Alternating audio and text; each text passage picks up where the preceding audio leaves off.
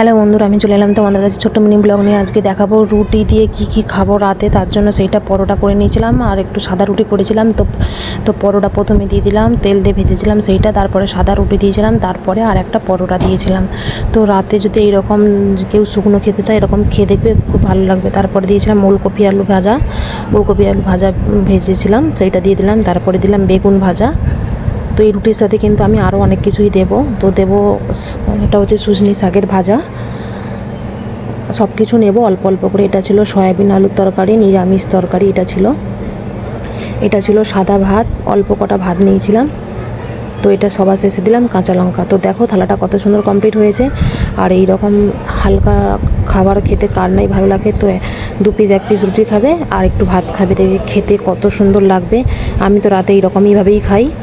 তো খেতে তো আমার খুব ভালো লেগেছে। তো শীতের রাতে এরকমভাবে বানিয়ে খাওয়া দেবে, ভালো লাগবে অবশ্যই। আর লাইক কমেন্ট করবে আর চ্যানেলটিকে অবশ্যই সাবস্ক্রাইব করবে। সবাই সুস্থ